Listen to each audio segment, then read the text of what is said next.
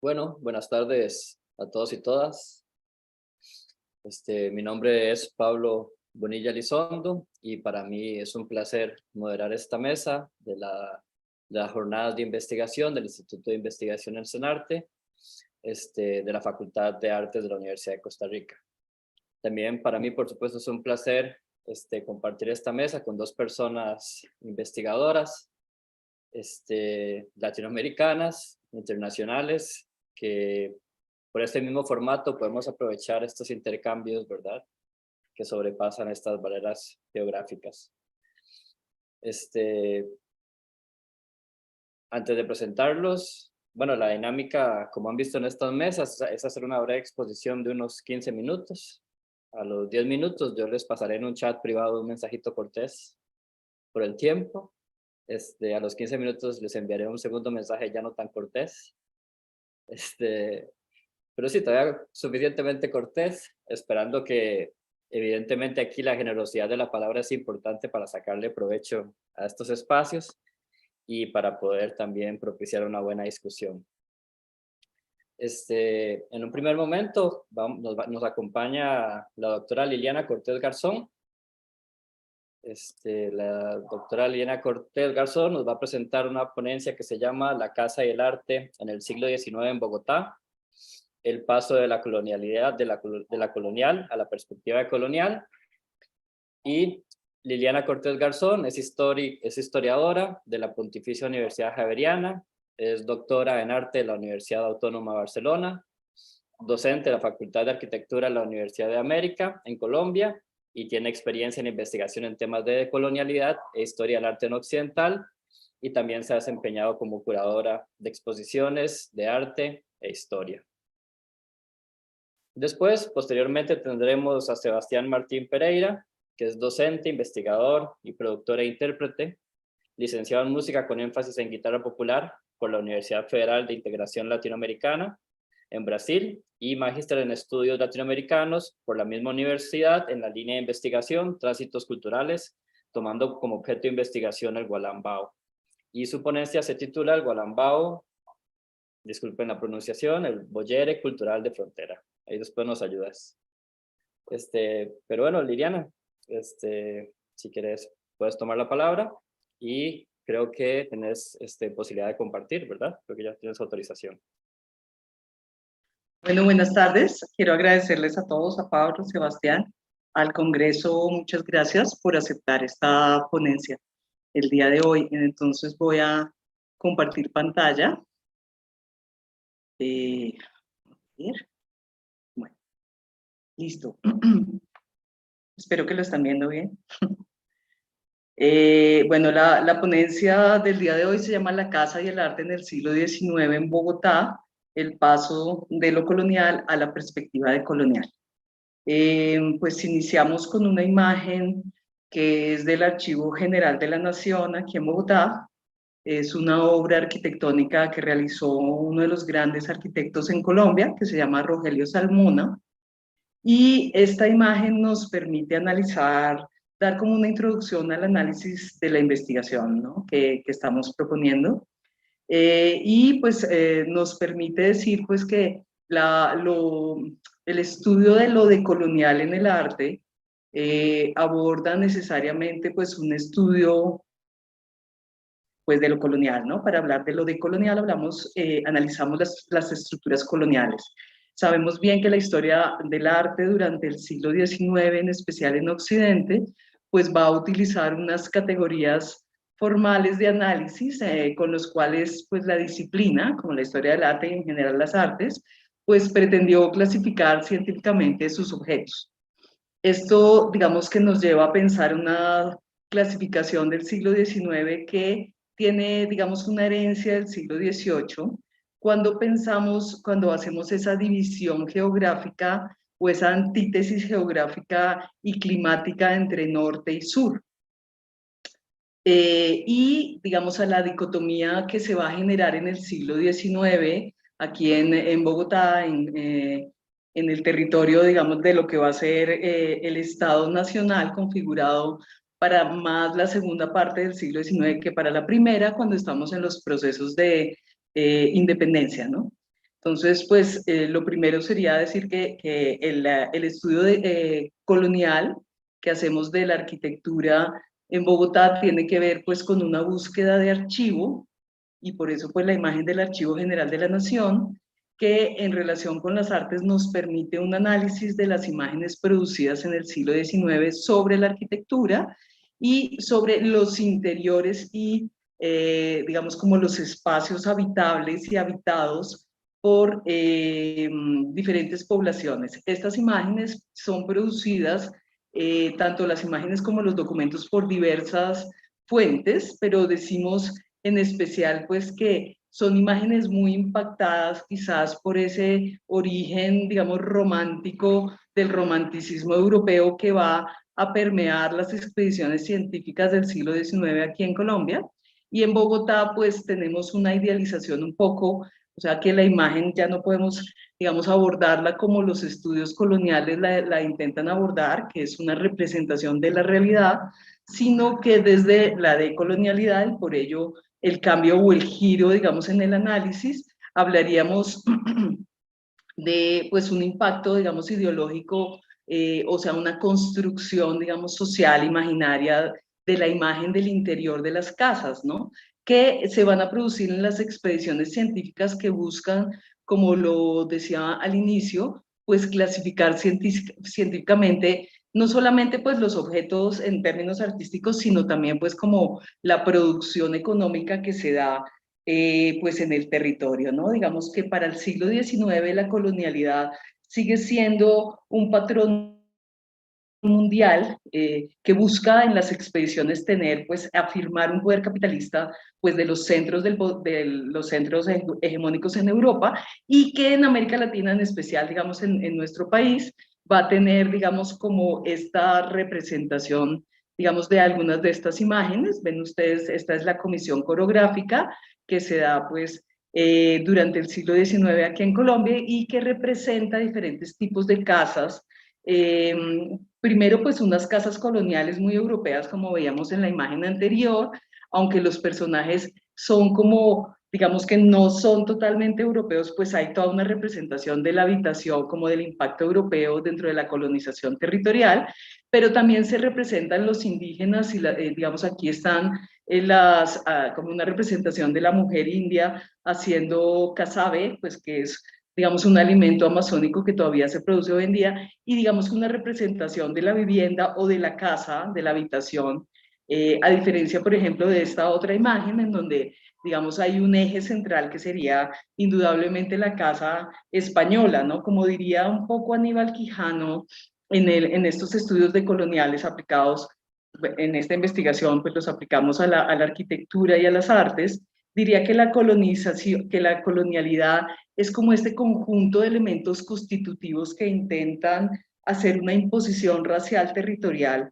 de Europa sobre América, y lo vemos pues en las imágenes muy claramente representado como el eje central, pues que de hecho es como la traza que se da, digamos, de la arquitectura en toda Latinoamérica, no solamente en Colombia, pues pone, digamos, en hegemonía, pues un tipo de arquitectura y, digamos, que la compara con otra, ¿no? Aquí, digamos, que veríamos en esta imagen como algunas imágenes de las casas coloniales en la actualidad. Las casas coloniales fueron construidas en Santa Fe, Bogotá, desde el siglo XVI hasta el siglo XIX. Realmente hasta finales del siglo XIX hay todavía una configuración de realizar la casa con el estilo colonial típico español del sur de España, para ser específicos. Y aquí algunas de las fachadas que fueron construidas después del terremoto de 1783 que se dio en Bogotá. Se va a reconstruir la Candelaria, que es el centro colonial bogotano, y que va a caer muchas de estas casas, pues en el terremoto se va a reconstruir con la misma arquitectura, ¿no? Entonces, por un lado vemos la arquitectura como fuente para, digamos, un análisis que va a dar un giro, digamos, en el siglo XIX de lo colonial a lo independentista, pero que mantiene en estructuras mentales lo colonial, con la imagen de la casa también en, digamos, en los planos que se van a elaborar, digamos, y que están guardados en el Archivo General de la Nación, ¿no? Digamos, los planos son importantes para la constitución misma de la ciudad y del eje, digamos, que va a ser, pues, el eje urbano, ¿no? porque va a tener una serie de características que identifican socialmente pues la sociedad y en especial pues las ciudades y Bogotá, ¿no? Entonces vemos que en los planos que uno puede ver pues en el archivo también de General de la Nación, el archivo de Bogotá, ¿no? En el Museo de Bogotá donde están estos planos, pues vemos pues la traza de Damero típica de la traza urbana pues que se genera a través pues de estas imágenes que vemos de estos planos y que pues lo vamos a tener digamos en los archivos históricos, al mismo tiempo que tenemos el plano, tenemos la ilustración, tenemos como la imagen artística, o sea que digamos para la investigación es importante las tres tipologías digamos de imágenes, o sea tanto el plano como la obra artística como pues este tipo de ilustraciones que ustedes ven realizadas en el siglo XIX y que, digamos, describen la ciudad de Bogotá. Esta sería la carrera séptima, que es indudablemente pues una ciudad pues totalmente colonial, pero que para el siglo XIX, con los procesos de independencia, va a empezar a transfigurarse, que no vamos a decir que la transfiguración pues es de un día para otro, porque por supuesto las características del poder colonial y de las identidades sociales tan establecidas durante la época colonial no se van a desbaratar durante el siglo XIX, sino quizás con el ingreso de la Guerra de los Mil Días para el siglo XX en Colombia, ¿no? Que da también, digamos, como un ingreso a la época de la violencia en Colombia posterior, pero que va a tener pues como el origen en el siglo, a finales del siglo XIX, pues en estas violencias, microviolencias que encontramos dentro de pues todo el país. Aquí tienen ustedes algunas de las representaciones de las arquitecturas para la segunda mitad del siglo XIX, en donde digamos, los independentistas están intentando darle un giro a la arquitectura colonial para la arquitectura neoclásica. Digamos que en esta arquitectura neoclásica lo que veríamos es que hay un intento de un desenganche de la lógica de la modernidad con otra alteridad o una alternativa, digamos, epistémica dentro de la arquitectura, que de todas maneras sigue el modelo europeo. O sea, aquí no hay un rompimiento, digamos, con el pensamiento europeo, pero sí hay un distanciamiento, digamos, de la mirada con España. Aquí ven este mapa, pues que ya está para finales del siglo XIX y digamos como el intento de replantear, aunque se va a mantener hasta el siglo XX, casi mitades del siglo XX, digamos como estas leyes de Indias con la implantación de la arquitectura y la forma de la traza urbana pues dentro del continente, ¿no? Ya digamos, encontramos que una relectura decolonial de este tipo de arquitectura puede darse cuando encontramos espacios que son que han sido poco analizados, aunque al interior de Colombia tenemos unos investigadores en la Universidad Nacional que han hecho una aproximación muy certera sobre los espacios, por ejemplo, femeninos dentro de las casas del siglo XIX, como el estrado, que es este espacio que ustedes ven, que es un espacio que se va a utilizar todavía para el siglo XIX como un espacio totalmente femenino, que es la herencia colonial de la distribución de la arquitectura en espacios y funciones muy específicas, ¿no? O la idea del balcón como esa idea, digamos, de interacción social con la calle, que va a ser muy típica de más, pues digamos que se va a replantear mucho en el siglo XIX esta relación, ¿no? Entre la arquitectura en la calle, digamos, y el urbanismo propio, ¿no? De la época. Aquí entonces vemos, digamos, como que este nuevo enfoque a la arquitectura pues iría dirigido a hacer una construcción, una nueva construcción de la dicotomía que existe en el siglo XIX en Bogotá sobre pues como estas dualidades, ¿no? Si eres pagano o eres cristiano, si estás en el norte o estás en el sur, si hablas de antigüedad o edad media, y la vemos pues en la ilustración, ¿no? Que ustedes ven acá. Finalmente pues la investigación. Gracias, Pablo. Va a terminar haciendo un análisis de la casa de Manuelita Sáenz. Manuelita Sáenz es un personaje histórico importante en Ecuador, Perú y en Colombia, como una de las protagonistas de la independencia, ¿no? Como coronela de la independencia y cómo ella le va a dar un giro a la casa, a la idea de la casa y de la arquitectura. Bueno, voy a dejar de compartir. Y por ende, pues diríamos, para cerrar, que la decolonialidad en la perspectiva y en el análisis de la casa del siglo XIX está dirigida a encontrar las nuevas funciones de la arquitectura y de las artes y los nuevos sujetos que han sido poco, digamos, estudiados y poco representados dentro de la historia del arte colombiano. Gracias.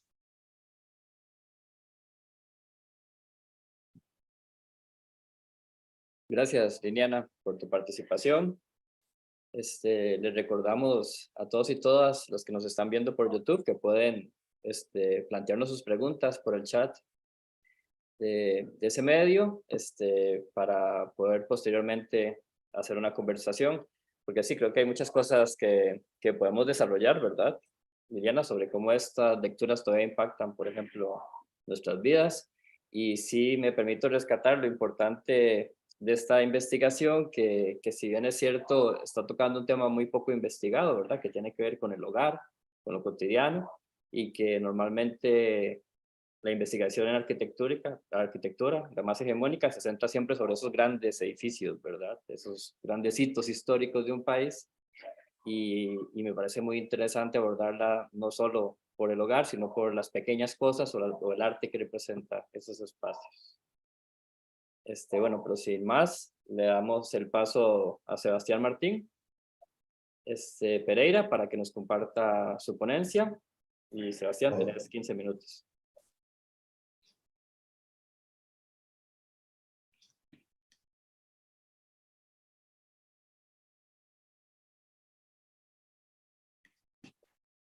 Hola, buenas tardes. Bueno, ¿me están escuchando? Mi nombre es Sebastián Pereira. Como dijo el compañero, disculpen, ahí estoy poniendo pantalla completa. Soy de Argentina, estoy en la triple frontera, en Puerto Iguazú. En este momento estoy en Foz de Iguazú, en la ciudad de enfrente, en Brasil. Nosotros tenemos la triple frontera, acá tenemos Ciudad del Este, Paraguay, Foz de Iguazú, Brasil, y Puerto Iguazú, Argentina. Es muy fácil deambular de un país a otro y decirse internacional. Primero, mi trabajo se llama Walambao, Embolleré Cultural de Frontera. Voy a aclarar la palabra embolleré, principalmente, que viene de la lengua guaraní y significa mezcla de cosas. Es un poco lo que se hace en la frontera. ¿Qué estudio? ¿Qué estudiamos? Un género producido en la provincia de Misiones, conocido como el Walambao, que se le atribuye al artista misionero Ramón Ayala. El objetivo del trabajo es demostrar cómo su creador toma en consideración objetos, territorios y culturas antiguas que fueron invisibilizadas para configurar este nuevo género y una estética decolonial, que se manifiesta en su organización métrica, en su clave rítmica, como también en el origen de su nombre y sus posibles conexiones con los pueblos guaraníes y africanos. Este es Ramón Ayala, ya con una estética diferente a la estética que tienen los compositores del repertorio regional. Ayala es un personaje completo, es pintor, escritor, poeta y músico, por eso es importante mostrar sus pinturas, como él desarrolla los colores de nuestra región, y siempre con un hombre en el medio, que casi siempre es autorretrato, porque la idea del Walambao, como la plantea él, es el hombre como centro y como productor de su propia realidad. Metodología: se realizó un análisis interdisciplinar de su organización rítmica, de su historia y el contexto en el que fue creado. Marco teórico: conceptos sobre estética y estesis abordados por Huarte Miñano, y conceptos de identidad y memoria propuestos por Becerra Meneses. Muy bien, para ponernos en contexto sobre Walambao, quiero marcar 4 hitos importantes en la vida del creador, del autor, que fueron a partir de su niñez, cuando Ayala migró a Buenos Aires, desde acá, desde la provincia de Misiones, como la mayoría de la gente que vivía en el interior, para buscar alguna fuente de trabajo mejor y fuentes económicas mejores para los integrantes de toda su familia. El segundo hito importante fue el encuentro con los exiliados paraguayos, ya que ellos también vivían en Dock Sud, en los límites de la capital federal, en la exterioridad, y donde Ayala también vivía esos encuentros con escritores como Roa Basto, o compositores con Asunción Flores, fueron para nosotros de gran importancia en su formación artística e ideológica. Luego, ya de más grande, vino la Revolución Cubana, y con él el cancionero latinoamericano. Ramón Ayala es uno de los precursores del cancionero latinoamericano, junto con Mercedes Sosa, Tejada Gómez, Víctor Jara y Milton Nascimento, entre otros, pensando una música, pensando una expresión para toda una América Latina. El último hito, que fue, creo, uno de los más importantes, fue la provincialización de Misiones, a partir de 1953, que fue cuando él decide hacer una expresión para esta provincia, ya que Misiones hasta ese momento pertenecía al territorio nacional, pero no tenía autonomía como provincia. Por ende, no elegía sus funcionarios y no tenía participación política en el Estado. Estos hechos influenciaron a Ramón Ayala a buscar una identidad propia y regional, traspasando las fronteras nacionales en pos de comprender la inmensidad de su creación, de su región, creando mundos a partir de la poesía, las imágenes y la música, de manera que refleje o reproduzca la realidad de su entorno. En la producción de Gualambao, Ayala observa que los géneros en boga representaban otras regiones, pero no abrazaban la diversidad cultural de la tierra misionera.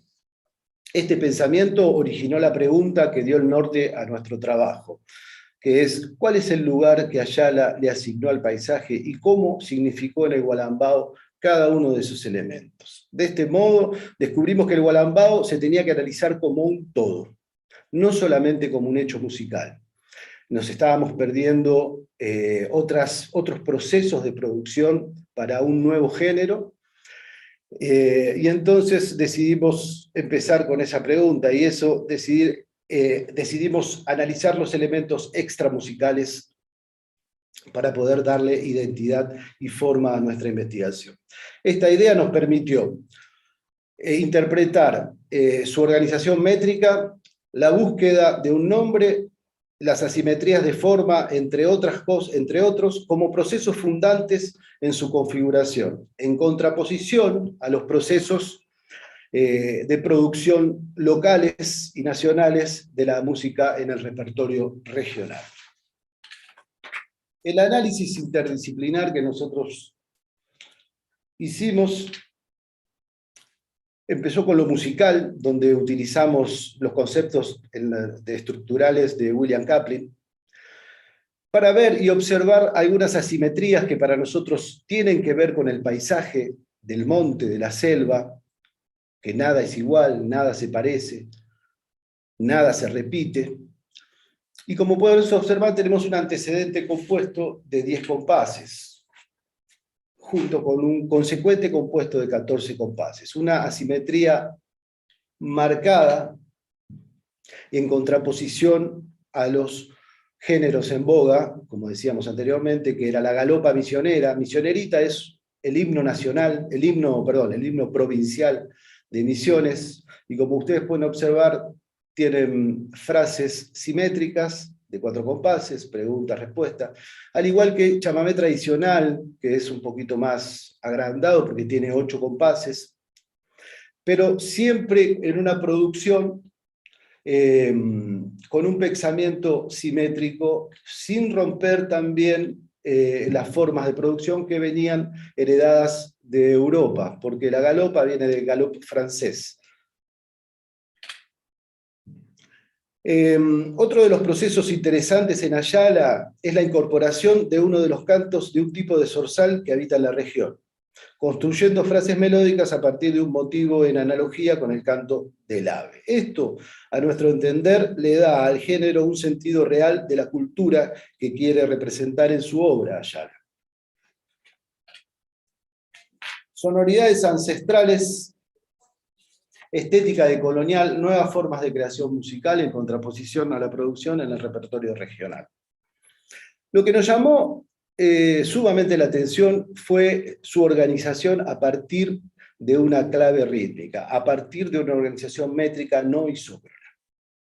Eso rompe nuevamente con los procesos de producción que hay en la región, ya que no existe una forma de organización parecida en este repertorio argentino. De esta manera, lo que nosotros podemos observar acá es una estructura propia para el género, un compás binario de 12 octavos con subdivisión ternarias. Solo el primer golpe cae en la cabeza de tiempo y el resto se extiende en una síncopa constante.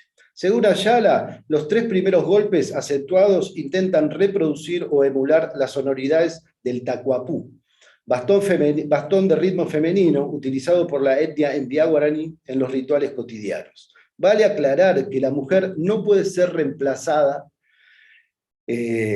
por otro ejecutante masculino. Solamente puede ser tocado el tacuapú por mujeres. También podemos pensar cómo Ayala incorpora la cultura afrolatina, ya que el concepto de clave es identificado como un patrón de ataques presentes en una serie de géneros musicales, como refiere Farias Thompson, que se insertan en el marco de una territorialidad a la que se conceptualiza como Atlántico Negro. Memoria colectiva, práctica del pasado presente, etimología de la palabra, birimbau, gualambau y gualamba. Resignificación de objetos y territorios. Entendemos que Ayala realiza un movimiento desde su presente hacia el pasado, reciclando objetos antiguos con la perspectiva de crear una identidad en la región que se traduciría en la expresión embolleré cultural utilizado en la geografía de la triple frontera.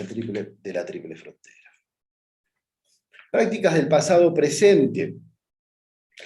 La utilización de la palabra en el gualambao tiene una consideración fundamental en su configuración. Por un lado, la utilización del guaraní como lengua, y por otro, el modo en que revela los distintos escenarios a partir de la palabra, tanto castellano como guaraní. Ayala utiliza el guaraní para reproducir el escenario original previo a la colonización. Pura hei kaawipe amoite pecoroshire. Ibitu sheretamen bora ihu ashendibe. Perdón. Traducción: cantar en la selva, allá el zorzal, la brisa en mi tierra.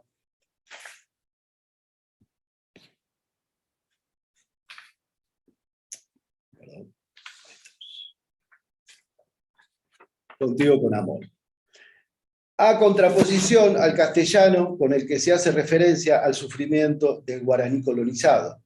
Y en el monte el pájaro campana canta, sueña la pena del indio perdido que busca su antiguo país. La importancia de un nombre en la caracterización de un género. Asociaciones con la palabra gualambao. Según Ayala, el nombre deviene de uno de los instrumentos primogénitos del hombre, que es el arco y flecha, como ustedes pueden observar. Pero hay 2 asociaciones. Ayala deviene del birimbau, que es en Brasil, y nosotros encontramos en la investigación otro instrumento parecido con el nombre de gualambau, terminación con U. Los 2 tienen diferentes formas, ya que la calabaza en el birimbau la encontramos atada al mástil del arco, y en el gualambao lo encontramos atravesado por el arco. Esto le da sonoridades diferentes y también parecidas. Luego, territorios y resistencias, que es otra de las asociaciones que encontramos con la palabra gualambao. Tiene que ver con un territorio indígena ubicado en el Chaco Boreal, entre Argentina, Paraguay y Bolivia. Ahí se encontraron muchas etnias y fue un territorio de resistencia indígena, ya que los españoles no pudieron ingresar en este territorio para colonizar a todas las etnias que se encontraron adentro, que se refugiaban dentro de este inmenso territorio. Y eso dio para compartir culturas entre ellas, ya que había huichis, tobas, guaraníes, chirihuanos, entre otros.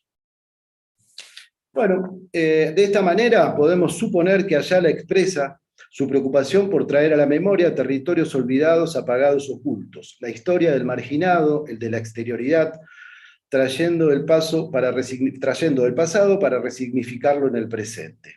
Esto refuerza la idea de la existencia de una estética decolonial en el Gualambao, permitiéndonos establecer una conexión con los conceptos de producción de memoria colectiva abordados por el historiador brasilero Becerra Meneses.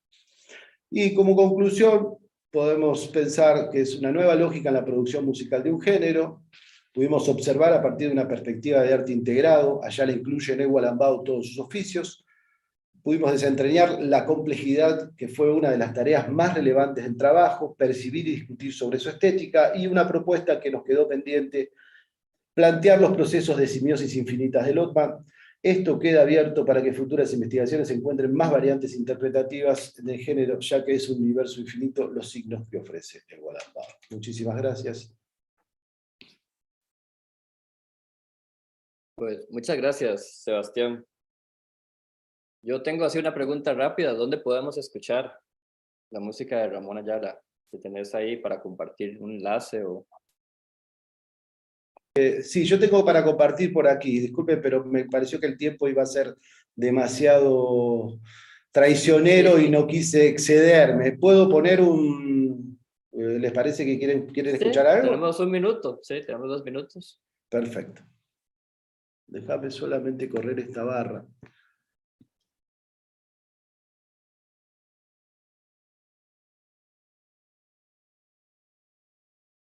¿Se escucha?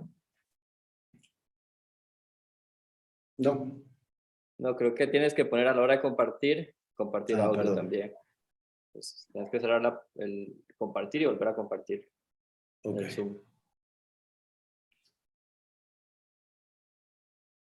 Compartir sonido. A ver ahora.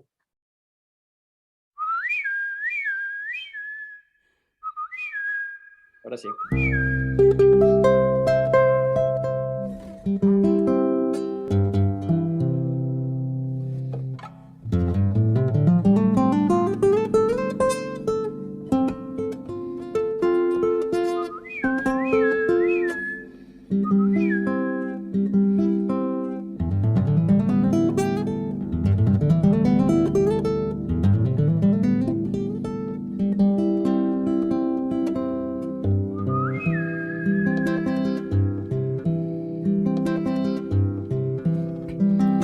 El misterio de la selva en el canto del zorzal por mi sangre se despeña, ha cenido en mi cantar.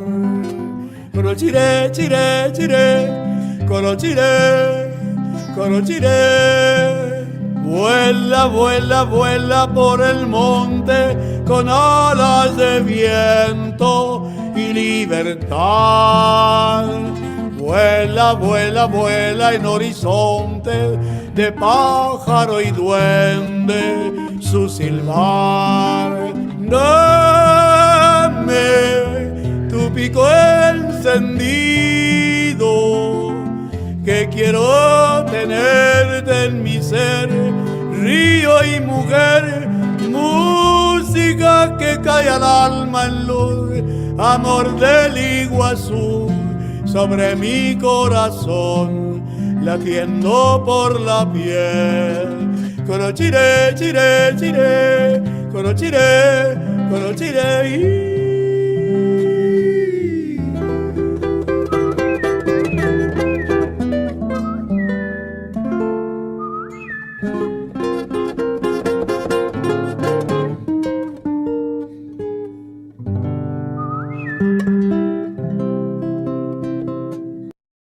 Bueno. Bien, muchas gracias. Si no nos podías dejar sin escuchar eso. Gracias. Gracias a vos. También gracias a Liliana. Creo que, Sebastián, quisiera rescatar, bueno, primero agradecerte por presentarnos a este artista que para nuestras regiones es bastante desconocido.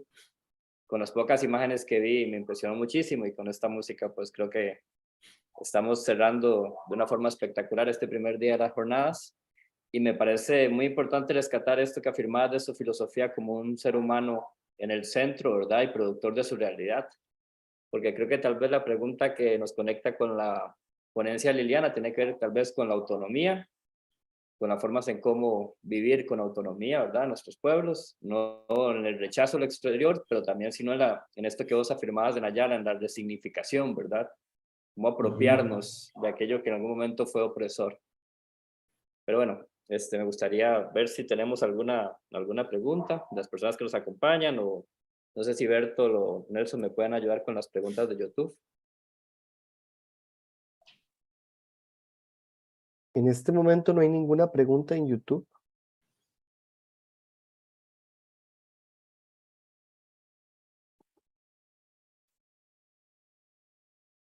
En Facebook tampoco tenemos consultas.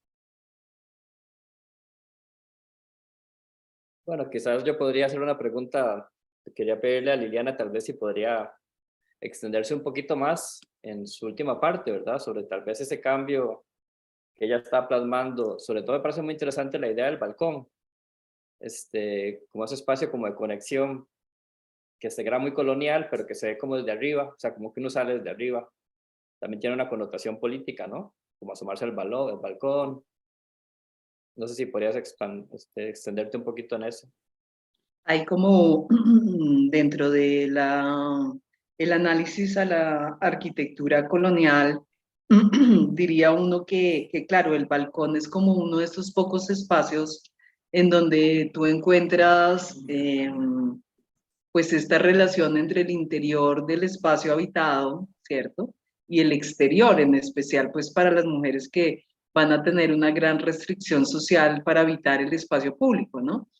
Sin embargo, digamos que para el siglo XIX, o sea, digamos como esta habitación pública pues cambia y sí se da, digamos, como un giro que yo diría que si bien no es completamente decolonial, porque hay una intención de decolonialidad, ¿no? Dentro de los habitantes de Bogotá, dentro de los independentistas, dentro de toda esta, digamos, como experiencia de la independencia, pues no se llega allí por muchas razones a lo largo del siglo XIX, ¿no? En especial, digamos, como esa búsqueda por configurar ese Estado nacional que quiere cambiar el estado estratificado de las clases sociales, de la división por razas, ¿no?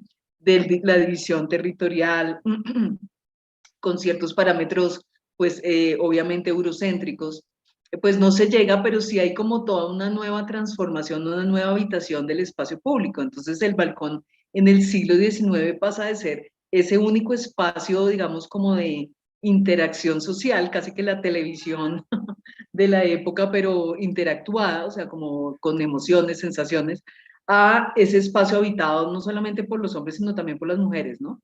Digamos, como las mujeres que hacen parte de la independencia, las mujeres como Manuelita Sáenz que van a ser coronelas, o sea, que van a vestirse de hombres, que van a salir a habitar las calles. Entonces hay una transformación clara dentro de estos espacios arquitectónicos, ¿no? Esto como lo interesante de ver el cambio de mentalidad y a partir, digamos, de los estudios culturales, intentar aplicar el método al pasado, ¿no? Digamos que es releer, digamos, la historia, ya no desde los héroes, como pueden ser, pues, los próceres independentistas en el siglo XIX para el caso pues, de nuestro país, sino de nuevos personajes que habitan las calles y que simplemente quizás la literatura en América Latina los ha tenido más en cuenta o las ha tenido más en cuenta, ¿no? En el caso colombiano, por ejemplo, Alejandra Jaramillo con sus últimos trabajos en donde pone en diálogo a mujeres coloniales cuya investigación pues es muy interesante porque ella hace investigación para hacer literatura, ¿no? Entonces yo diría que es un poco pues como esta relectura, ¿no? Digamos, del pasado a partir de nuevas metodologías, ¿no? Que es la intención, ¿no?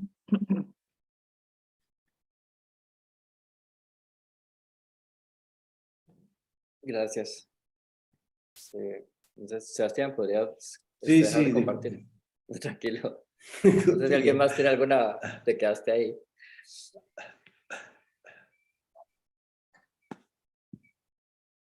No sé si Bertol nos puede ayudar con eso. No sé si hay alguna pregunta, ¿se registra alguna pregunta en YouTube? Estoy No sé revisando, cómo. a ver, actualizando por acá, pero parece que no. Esta mesa En principio eran con 3 participantes, ¿verdad? Había otro participante en torno a explícitamente lo decolonial, poscolonial. Por eso ha resultado tan breve, ¿verdad? Un colega no pudo finalmente participar. Pues justamente por eso tenemos un poco más de tiempo en esta oportunidad.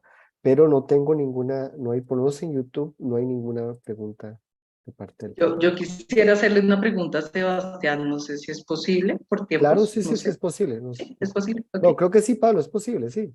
¿Sí? Claro que sí. Ok. Sí. Bueno, no, entonces, a mí me parece un reto, digamos, como los análisis con lo musical, ¿no? Y en especial, digamos, lo musical indígena, me parece un reto importante, no solamente de rescate documental, sino, digamos, como esta última parte que nos pones, que es ya escuchar la melodía, ¿no? Entonces quería preguntarte sobre pues, la dificultad que, digamos, configura esta reconstrucción que haces pues, de todas unas músicas. Si, digamos, como músico, supongo que para ti no es tan difícil, lo hablo como historiador del arte, que me parece como una misión titánica, quizás no lo es para ti, pero quería preguntarte por la complejidad del método, ¿no? Bueno, buenas tardes. Mirá, la verdad que fue complejo, fue un trabajo bastante arduo. Primero y principal porque no tenemos tantas herramientas para el análisis en la música popular. Ya partiendo de eso, tuve que pelear con estos formatos de análisis que tenemos, que son creados desde el primer mundo también, ¿no? Entonces es para música occidental y para música erudita, por así decirlo. Yo tuve que bajar eso a la música popular y bueno, primero fue bravo, fue peleado porque también consultaba con colegas y bueno, es un tema porque incluso no tiene una forma clara el gualambao para nuestro ojo occidental, ¿no? Entonces era pelear contra todo eso, contra todo ese pensamiento y contra todo ese pensamiento analítico que ya viene de mucho tiempo atrás. Pero bueno, fuimos sorteando esas vicisitudes y se pudo lograr un análisis muy claro. Yo estoy muy contento con respecto a eso, porque se pudo notar, se pudo ver procesos de producción muy interesantes en Ayala.